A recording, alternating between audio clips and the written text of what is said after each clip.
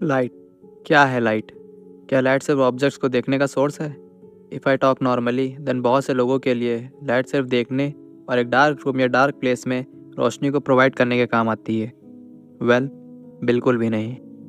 Light a very small word, but यही light physics के एक बहुत ही बड़े और कन्फ्यूजिंग पोर्शन को कवर करती है, और आज की वीडियो में इसी कन्फ्यूजन को दूर करेंगे। So hello and welcome back to my YouTube channel and I hope आप सब लोग बढ़िया होंगे। So let's start the topic. ये कहानी शुरू होती है 1704 में, जब सर आइजैक न्यूटन ने लाइट के ऊपर अपनी रिसर्च कर रहे थे, और उसी टाइम फिजिक्स के वर्ल्ड में लाइट को लेकर एक बहुत ही बड़ी कन्फ्यूज़न पे डिबेट चल रही थी कि लाइट एक पार्टिकल है या वेव। इसी कन्फ्यूज़न को लेकर न्यूटन ने अपने कंक्लूजन में एक थ्योरी को पब्लिश किया जिसका नाम है न्यूटन कॉर्पस्कुलर थ्योरी। इस थ्योरी में न्यूटन ने यह बताया कि लाइट एक पार्टिकल है जो कि कॉर्पसल्स नाम के मासलेस पार्टिकल से मिल के बनी है, और लाइट की स्पीड रेयर मीडियम से ज़्यादा डेंसर मीडियम में होती है, जो कि बिल्कुल रॉन्ग है। अब न्यूटन ने यह बात बोली है तो उसको प्रूव भी करना पड़ेगा। तो न्यूटन ने अपनी बात को प्रूव करने के लिए ये कहा कि लॉ ऑफ रिफ्लेक्शन जो कि जियोमेट्री के हिसाब से बिल्कुल सही है, तो न्यूटन की थ्योरी भी बिल्कुल सही है, क्योंकि न्यूटन ने यह भी बताया कि कॉर्पसल्स पार्टिकल्स बिल्कुल स्ट्रेट एंगल पर ट्रैवल करते हैं, और लॉ ऑफ रिफ्लेक्शन और रिफ्रैक्शन भी स्ट्रेट लाइन ऑफ रे पे वर्क करता है, बट वेव कभी भी सीधी नहीं चलती। तो इस बात को सुन के बाकी साइंटिस्ट ने बिना क्रॉस चेक किए इस थ्योरी को एग्री कर दिया, और इस थ्योरी को न्यूटन कॉर्पस्कुलर थ्योरी के नाम से पब्लिश कर दिया। मगर एक साइंटिस्ट था जिसको ये बात पूरी तरह से लॉजिकल नहीं लग रही थी। उसका नाम था क्रिश्चियन हाइजेंस। क्रिश्चियन हाइजेंस ने यह कहा कि जैसे पानी के तालाब में पत्थर फेंके जाने पे पानी में वेव बनती हैं, वैसे ही लाइट काम करती है, और जैसे पानी में वेव को चलने के लिए एक मीडियम की ज़रूरत पड़ती है, वैसे ही लाइट को चलने के लिए ईथर नाम के मीडियम की ज़रूरत होती है।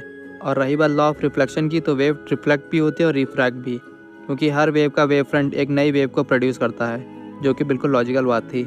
लेकिन उस टाइम न्यूटन से बड़ा और पावरफुल साइंटिस्ट कोई भी नहीं था, और हो भी कर सकता था। After all he gave the law of gravitation. So that's why Huygens की इस थ्योरी को बिल्कुल ही रिजेक्ट कर दिया गया। उसके बाद आते हैं 1801 में, जब थॉमस यंग नाम के फिजिसिस्ट ने, जिन्होंने डबल स्लिट एक्सपेरिमेंट को परफॉर्म किया और न्यूटन की कॉर्पस्कुलर थ्योरी को रॉन्ग प्रूव कर दिया। तो ये डबल स्लिट एक्सपेरिमेंट है क्या? चलिए बताते हैं। यंग ने डबल स्लिट एक्सपेरिमेंट के लिए दो छोटी छोटी स्लिट्स को लगाया। स्लिट्स का मतलब है होल, और एक मोनोक्रोमैटिक लेज़र की हेल्प से दोनों स्लिट्स पे लेज़र को मारा, और लेज़र मारने के बाद सामने की वॉल पे एक पैटर्न देखने को मिला जिसको इंटरफेरेंस बोला जाता है। इस इंटरफेरेंस पैटर्न में ब्राइट और डार्क फ्रिंजेस देखने को मिल रही थी। फ्रिंजेस का मतलब है पट्टियाँ, और इसको आप इस पानी में किए गए एक्सपेरिमेंट से समझ सकते हैं। लाइट वेव के इस ऊपर वाले पोर्शन को क्रस्ट बोलते हैं और नीचे वाले को ट्रफ। एंड लाइट जब दोनों स्लिट से बाहर निकली, तब जहाँ पे लाइट के क्रस्ट और क्रस्ट मिक्स हुए, वहाँ पे ब्राइट फ्रिंजेस देखने को मिली, बिकॉज लाइट की इंटेंसिटी इंक्रीज हो गई। और जहाँ पे क्रस्ट और ट्रफ मिक्स हुए, वहाँ पे डार्क फ्रिंजेस देखने को मिली, क्योंकि वहाँ पे लाइट की इंटेंसिटी डिक्रीज हो गई। और इसी इंटरफेरेंस पैटर्न को देखने के बाद, एक्सपेरिमेंट पे रिसर्च करने के बाद, ये बात प्रूव हो गई कि लाइट एक वेव है। बट वेट, इसके बाद एंट्री होती है king of modern physics Albert Einstein की, जिन्होंने फिर से प्रूव कर दिया कि लाइट एक पार्टिकल है। ये उस टाइम की बात है जब आइंस्टीन अपने फोटो इलेक्ट्रिक इफेक्ट एक्सपेरिमेंट पे रिसर्च कर रहे थे। फोटो इलेक्ट्रिक इफेक्ट एक्सपेरिमेंट को इस इमेज की हेल्प से आप समझ सकते हो। इसमें राइट साइड में एक एमिटर को लगाया गया है और लेफ्ट साइड में एक कलेक्टर को, एंड नीचे एक एमिटर जो कि करंट को डिटेक्ट करने के लिए है। उसके बाद जब ऊपर से एक मिनिमम फ्रीक्वेंसी की लाइट को एमिटर पे डाला गया, तब वहाँ के इलेक्ट्रॉन्स निकल के कलेक्टर की तरफ जाने लगे और फ्लो होते हुए एमिटर की तरफ गया। उसके बाद एमिटर ने करंट को भी डिटेक्ट कर लिया।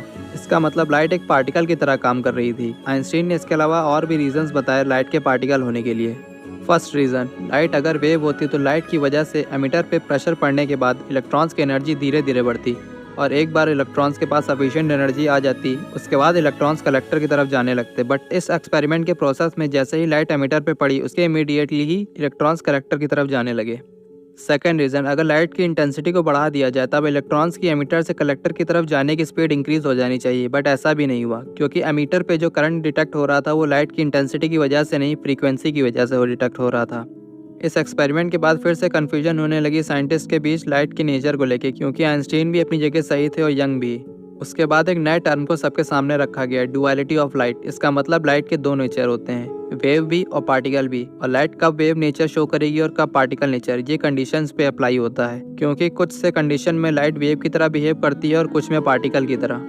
और ये हुई लाइट के नेचर को लेके पूरी कन्फ्यूजन सॉल्व। और आज भी लाइट को लेके बहुत से एक्सपेरिमेंट होते रहते हैं, जिसके बारे में आने वाली वीडियो में बात करेंगे। And I hope you all like my video. Thanks for watching.